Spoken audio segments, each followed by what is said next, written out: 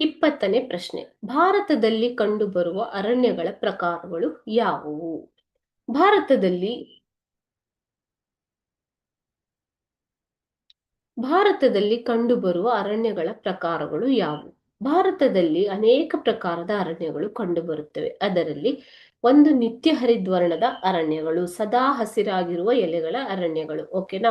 So ಇವು 250 ಸೆಂಟಿಮೀಟರ್ಗಿಂತ ಹೆಚ್ಚು ಮಳೆಯಾಗುವ ಪ್ರದೇಶಗಳಲ್ಲಿ ಕಂಡುಬರುವಂಥದ್ದು. ಓಕೆ. ಎರಡನೆಯದಾಗಿ ಎಲೆ ಉದುರುವ ಮಾನ್ಸೂನ್ ಅರಣ್ಯಗಳು. ಇವು 65.5% ಆ ಅರಣ್ಯ ಪ್ರದೇಶಗಳನ್ನ ಇವು ಆಕ್ರಮಿಸಿಕೊಂಡಿವೆ.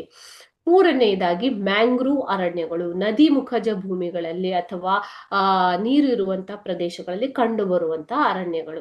ನಾಲ್ಕನೆಯದಾಗಿ ಮರುಭೂಮಿ ಅರಣ್ಯಗಳು. ಇವು ಮರುಭೂಮಿ ಪ್ರದೇಶದಲ್ಲಿ ಬೆಳೆಯುವಂತಹ ಅರಣ್ಯಗಳು, ಕುರುಚಲು ಗಿಡಗಳು. ಓಕೆನಾ? ಸೊ ಇವು 50 ಸೆಂಟಿಮೀಟರ್ಗಿಂತ ಕಡಿಮೆ ಮಳೆಯಾಗುವಂತಹ ಪ್ರದೇಶಗಳಲ್ಲಿ ಕಂಡು ಬರುವಂತದ್ದು.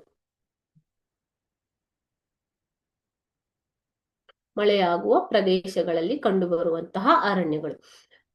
ನೆಕ್ಸ್ಟ್ ಒನ್, ಉಷ್ಣವಲಯದ ಹುಲ್ಲುಗಾವಲು. ಇದು ಹುಲ್ಲುಗಾವಲಿನಿಂದ ತುಂಬಿರುವಂತಹ ಅರಣ್ಯಗಳು.